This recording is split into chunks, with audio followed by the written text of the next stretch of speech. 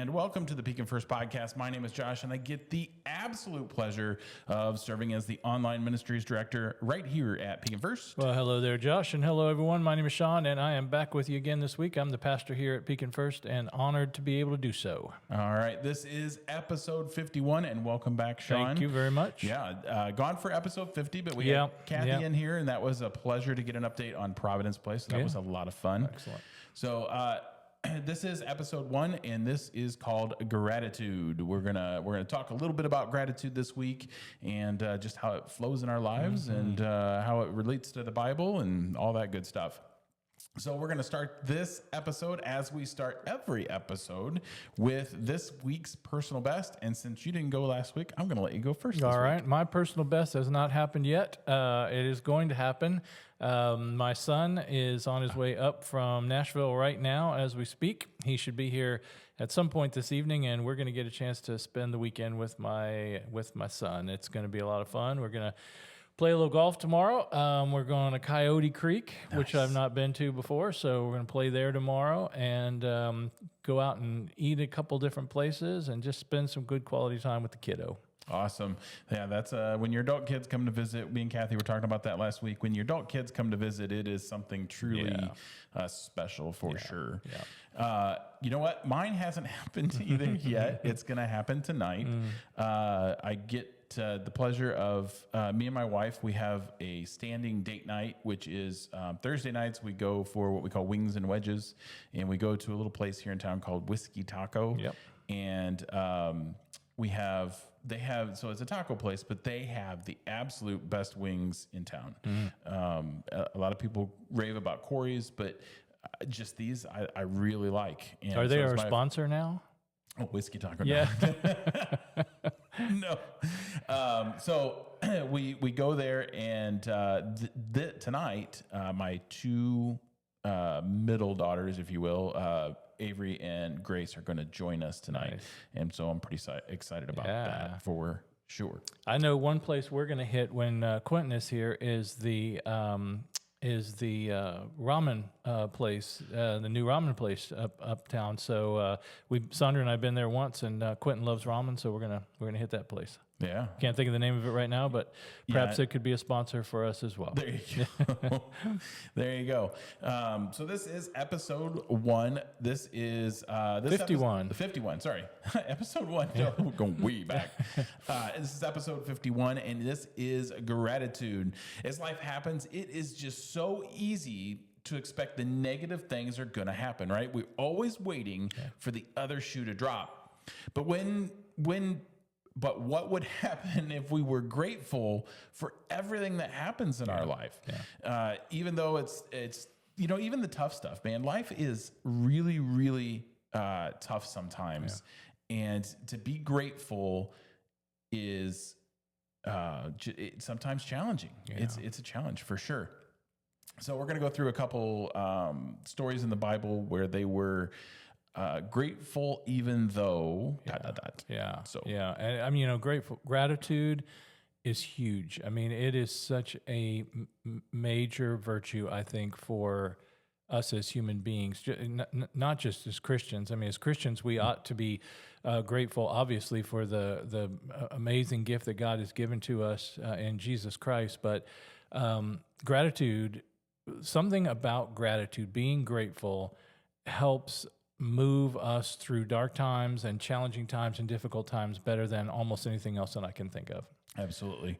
Paul said, I think it's 1 Thessalonians 5:18, give thanks in all circumstances. And that verse is so challenging because there's sometimes we just don't want to give thanks, but he says, if you're thankful and grateful in all circumstances, it's going to make a difference in your life. And so I've been trying to do that. It's not easy, but it's certainly something that I try to keep on my bulletin board and in the car and everywhere I can see it. Give thanks in all circumstances. Absolutely. So the way that this podcast came about was I don't talk to my sister very often. As a matter of fact, not a lot of people know that I have siblings because I don't talk about my siblings very much.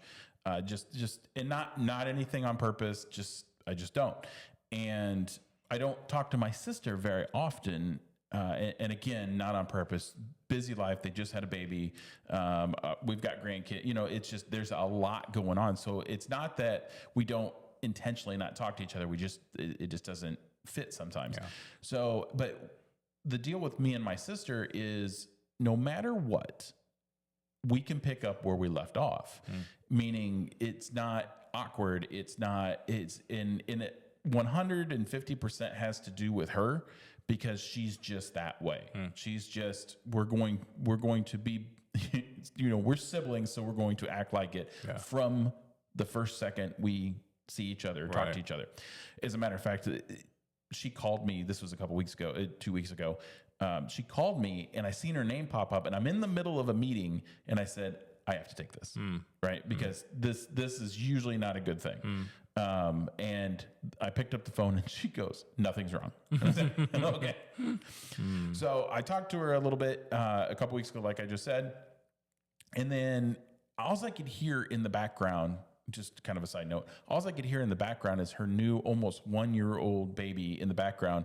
And this little guy, he is just a giggling and he's a talking. And I said, man, he is just happy. And she goes, he's happy all the time, even at 3 a.m, right? He's still happy. Right. So then fast forward 2 weeks and I was sitting out back with Zena and we're sitting out back, we're having some coffee Saturday morning or whatever it was. And she calls and we're talking about, honestly, we're talking about Christmas presents and Christmas and then, all the holidays and everything. And we're talking about that. And I can hear the baby in the background again. And this baby's laughing and he's talking. And so she FaceTimed us and we got to interact with Braxton is his name. And we got to interact with Braxton and he's just so happy. And my sister said something, and I don't think she realized what she said when she said it, or she does. I know she doesn't know how much it impacted me. And I don't even think my wife realized because it took I was silent for a few minutes while they were chit chatting. And she said, in this house from now on, we live a life of gratitude. Everything that comes at us, we're grateful for. Yeah. And she said, we are grateful to God for everything that happens in this house. And she goes, disclaimer, we have a cheat code because we have a little baby right now. So we have a cheat code. We're always grateful for him. And it just, it hit my soul. And I'm like, wow, what a statement. Yeah. We are going to, no matter what happens, we are going to be grateful in this house because they've had a lot of things happen with health with Braxton and just all kinds of things going on that I won't go into, but just all kinds of things going on. And she finally went, you know what? There is good in everything. Right. So, yeah. And I think I got hit with a quote that way in the same way. Probably 3 or 4 years ago now, I read a book and it was a book on gratitude. And it started with a quote from a monk of all people, like a 92-year-old monk named David Steindl-Rast, who said this, and this is such a great quote. He said, everything is a gift.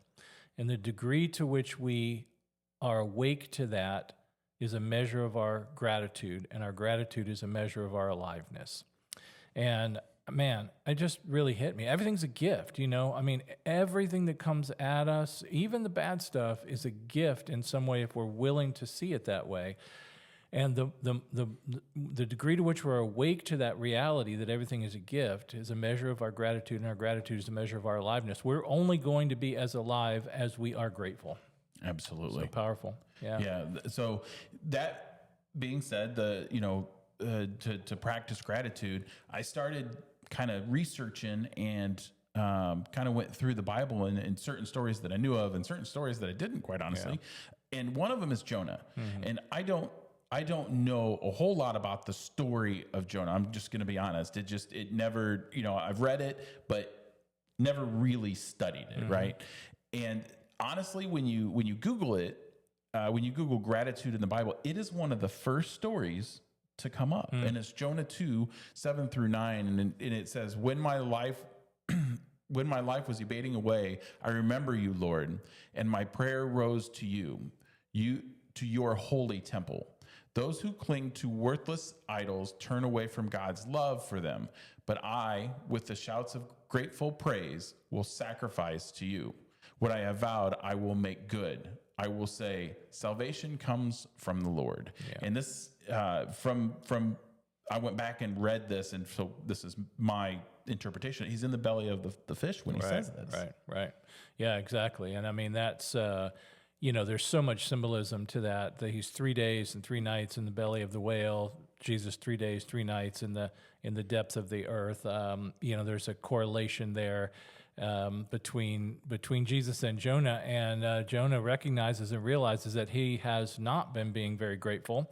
God has asked him to do something, and he didn't want to do it, and so he ran away. He fled. And how many of us, maybe some people listening can understand that right now? God's calling you to do something. God's asking you to do something. You don't feel like you're worthy to do it, or you just don't want to do it because it's something that goes against what you think or believe. That, and that's what Jonah was up against. He was up against having to preach good news to a group of people that he didn't like, and he didn't want to do that. And he knew that God was going to be gracious and was going to forgive those people, and he didn't want to have anything to do with that. So, once he realized that God really meant what really meant it, and that he was really supposed to do this, he recognized how grateful he needed to be for God's love. Yeah. So, story time. Yeah, story time. Story time. Side note. So the other day I was working at a building that we own, and I was remodeling something, and I was done with what I was doing, and it was fairly early in the evening, so 6 o'clock or. Oh, no, you know what? It was on a Sunday. It was on Sunday. So it was like 3 o'clock in the afternoon. I was done and I was going home. I was tired. So I got in my truck and I pulled out of the parking lot, and I'm going down the road, and I see what appears to be one of my tenants, and she is walking down the trail, heading towards the trail that goes downtown, and she's heading towards that trail. And the other day it was pretty chilly. That Sunday is the day it got really cold, really quick. Right.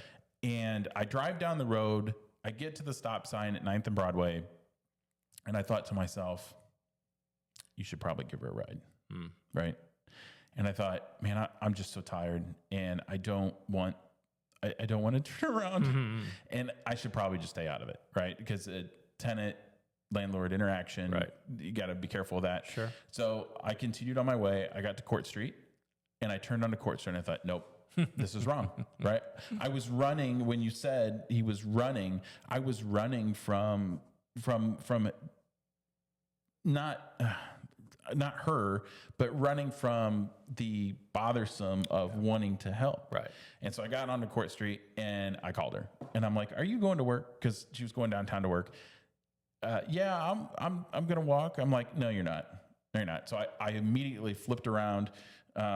Went back down Broadway and caught up with her and took her to work. It was 2 miles out of my way. Yeah, right. But running from that just caught me running from wanting help, the bothersome task of helping somebody. Right.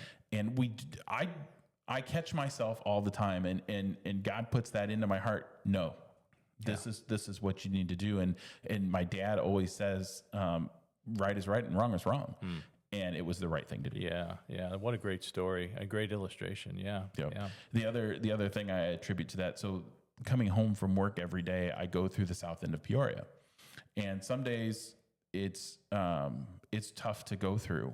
A lot of our leaders and a lot of our politicians and a lot of the people who make decisions in this country, in the state, in these cities, they avoid going through that part of town. Right. And, just to see the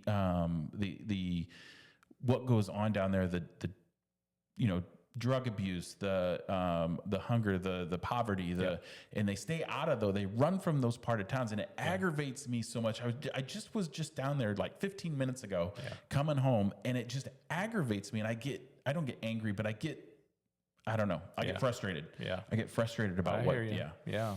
Well, it reminds me of, our faith, our Christian faith is a story of a Savior who left paradise and left his kingdom to come down to a place that he, with a bunch of broken, hurting, messed up people. And Jesus didn't steer clear from that. He came and he became one of us and gave his life for us. And he asks us to do the same, to go. He says, go into all the world and make disciples. And as the Father sent me, I'm sending you. And, we're called to the least, the last, and the lost, and to go where the hurt and the pain is so that we can be agents of change for folks. And it's just our call. I got a little off track there, but that the past few days that has been so frustrating to me, because of just all the political things going on and the government shutdown and yada yada yada, Sure. and then to go through this part of town and see that, and you help as much as you can, but there's only so much that us as individuals can do. But it also ties in directly with our theme for today, which is gratitude, because once you begin to see how bad other people have it sometimes, it wakes you up to the reality that you're so blessed, the blessings that we have and how grateful we can be for what we do have. Absolutely. And 100%, don't be jealous of what somebody has, because and we do it all the time. 100%. I 100% do it all the time. I have some cousins that live in, and I talk about it a lot. They live on the northeast side of Florida, and they're doing great things down there. And I get a little jealous because I'm like, I feel like I do great things here, but they get to do great things, and they get to look at the ocean. Yeah. I know you don't like the heat down there, does it? And they get to look at the humidity and the mosquitoes and all the other nonsense that goes along with all that. But right. Another story. Yeah. Well, and so you talked about, Jesus coming down and coming to die for us. Speaking of gratitude, Jesus, at the Last Supper, he still gave thanks to God, even though he knew the crucifixion was coming. Yeah. So and it says in Scripture, he took the cup, and when he gave thanks, right? Yeah. And it continues. Yeah. When he gave thanks. That's right. Yeah. Even though he knew what was coming. Yeah. He knew he would one of the disciples would turn against him. Yeah. He knew what was coming. Yeah. And in Hebrews, the Hebrew writer says to fix our eyes on Jesus, the pioneer and perfecter of our faith, who for the joy that was set before him endured the cross, bearing its shame, and sat down at the right hand of the Heavenly Father, because he knew joy was coming, something better was coming. And I think that's a part of gratitude for us, is recognizing that we can be grateful for what comes because we know that something better is always going to come through it because of what Christ has done for us. Absolutely. And then one of the other stories that is in the Bible that I'll just skim over real quick, because we did get off track there for a minute, is Daniel and King Darius. And I found this story interesting for the fact that even though, so King Darius issued a decree that nobody was to bow to anybody but him, basically, right? And it says now when Daniel learned that the decree had been published, he went home upstairs to his room where the window opened towards Jerusalem. 3 times a day he got down on his knees and prayed, giving thanks to God, just as he had done before. So even though he knew it can mean death for him, he did it anyway. Right. Yeah. Because glory to God. Yeah. And the one translation of that says that he actually literally opened the window to pray so that people could hear him praying those prayers of thanksgiving. I mean, Daniel was so bold, and he could have just gone, hid away somewhere and prayed his thanks to God, but he was willing to say, I want everyone to know that I'm giving thanks to my God and praying to my God. Yeah. Absolutely. And so, as we start to wrap this up, being grateful is very hard. And, a lot of the time, at least in my heart, and I think about this a lot. I've been working out every morning. So that is my time to, if you will, connect with God and pray. And the other day I was on the treadmill. It was yesterday, actually. I was on the treadmill and I'm contemplating, I had already sent you this outline. And so I'm going through gratitude, and I realized, and I told my wife this morning, my wife takes very good care of our family, and especially me. and I don't show gratitude all the time. I keep telling her, don't take better care of me than you take care of yourself. But that is the way she deals with stress, is to help take care of people. And that's awesome. But I always forget to show her gratitude. So the people that are in your life, make sure that you continue to show them gratitude in everything that they do, and continue to just praise good deeds, if you will. Yeah, right. Yeah, maybe the gospel according to Barney, right? Please and thank you are the magic words. And we taught our kids that. I know, but we tell the kids, just make sure you say thank you. Say thank you for anything. And anytime anybody does something good for you, just a simple thank you. It's like we talked, I don't remember what episode it was, a few back, where we just said the words, I love you. Saying I love you is so hard sometimes. And saying thank you is so hard for us sometimes. And I don't know why that is, because it's natural to who we are as human beings, especially as Christians, to be grateful.